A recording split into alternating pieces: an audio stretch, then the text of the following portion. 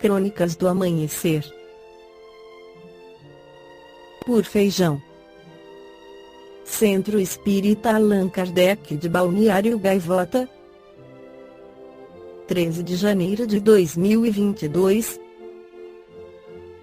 Canadense usa inteligência artificial para simular troca de mensagens com noiva morta há 8 anos, parte 3.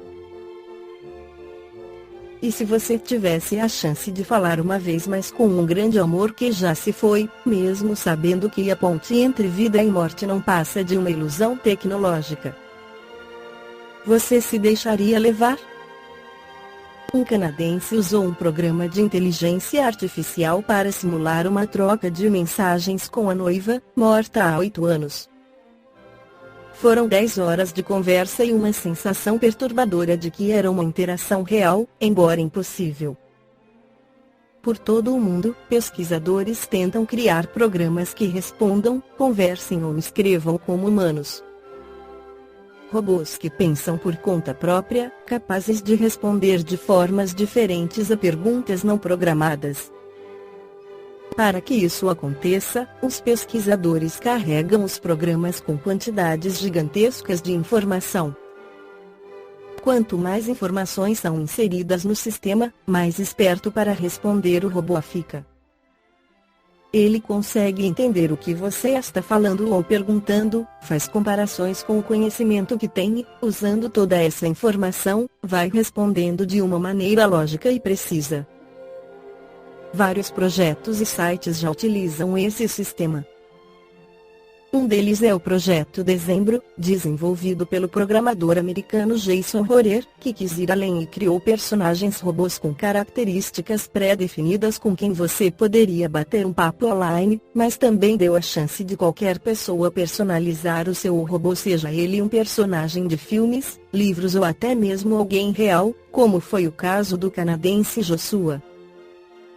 Assim que soube da história de Joshua simulando conversas com a noiva que morreu, a empresa OpenAI, que criou essa inteligência artificial, decidiu rever o seu uso e também pediu a Jason para limitar a capacidade de interação do projeto.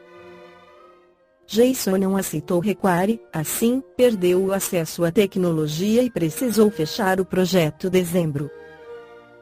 Depois que a história de Joshua apareceu nos jornais americanos, metade das pessoas que procuraram o projeto queria simular conversas com pessoas próximas que já morreram. No livro Homens e Fatos que Fizeram História, Luiz Gonzaga Pinheiro cita alguns exemplos da comunicação com os espíritos. Os fatos são muitos e admiradores não faltam quando esses são citados em palestras, como testemunhos da autenticidade da interação existente entre os planos espiritual e carnal.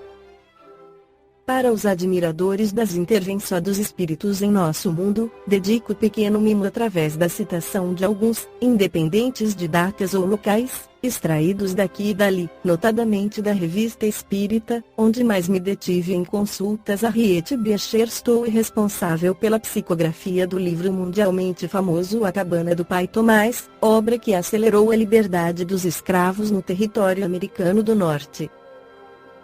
Abraham Lincoln, presidente americano que realizava sessões espíritas na Casa Branca, tendo ele mesmo dons mediúnicos, pois previu a sua morte, que veio a ocorrer por assassinato, no dia 15 de abril de 1865.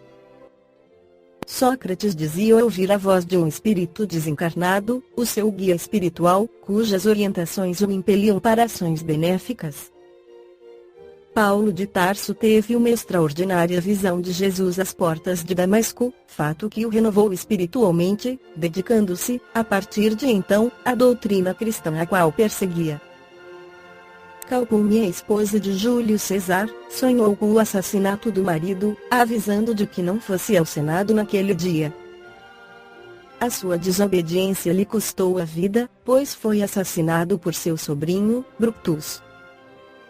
Petrarca, esse poeta, sonhou com a morte do seu melhor amigo, o bispo de Colonna, fato ocorrido logo em seguida. Louise Rini, esposa do criador da moderna parapsicologia, sonhou com o suicídio de seu irmão, tragédia que, naquele instante, se realizava às escondidas. Rainha Vitória tinha a seu dispor o médium Tony Brown, do qual se utilizava para dialogar com seu falecido esposo Albert. As decisões de governo continuaram sob a influência do já desencarnado monarca. Calculé, cansado de pesquisar um modelo para acomodar os átomos de carbono na molécula do benzeno, ao dormir, sonhou com duas cobras, uma devorando a outra, formando uma espécie de hexágono, e ao acordar verificou entusiasmado que aquela era a forma que exaustivamente procurara.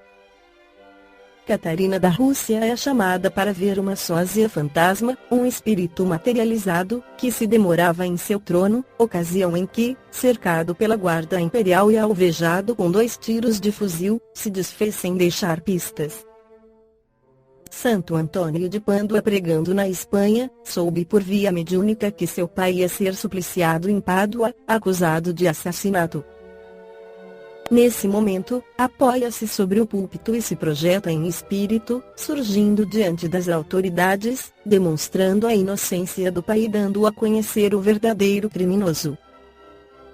Pio V, Papa, que publicou o Catecismo de Trento para uso de toda a Igreja, ordenou a criação dos seminários, excomungou a Rainha Isabel da Inglaterra e foi o artífice da vitória cristã sobre os turcos na Batalha de Lepanto, viu de Roma onde estava, através da visão psíquica, a vitória de Dom Juan de Áustria, comandante das tropas da Igreja, em uma das mais sangrentas batalhas da história medieval. Elias por muito tempo tentou construir uma máquina de costura, sem contudo, descobrir uma maneira de prender a agulha com a linha.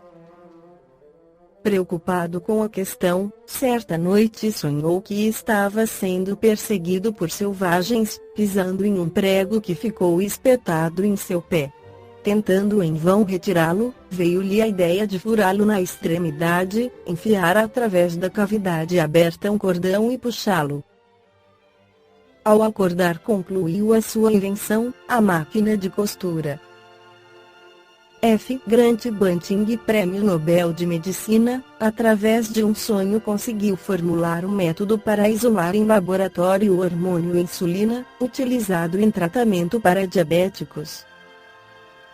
Adolf Hitler, após frequentar o grupo Tully, de pesquisas mediúnicas, dirigido por Dietrich Eckart, em Berlim, deixando-se fascinar por sugestões dos maus espíritos, acreditou ser um emissário da providência, espalhando a morte e o terror em quase todo o mundo. São João Crisóstomo, ao escrever a interpretação das cartas paulinas, escutava a voz de Paulo de Tarso orientando sobre o que escrever. Torquato Tasso, teleguiado por Ariosto, que lhe ditava e inspirava os temas que escrevia, aos 18 anos compôs Rinaldi, concluindo a célebre Jerusalém Libertada, obra máxima da sua vida. George Washington Carver. Em plena pesquisa para fazer uma lixa, sonhou que alguém orientava sobre como ferver a peia, detalhe que faltava para concretizar o seu invento. Balneário Gaivota, 13 de janeiro de 2022. Por Feijão. Centro Espírita Allan Kardec de Balneário Gaivota. Que a paz esteja com todos.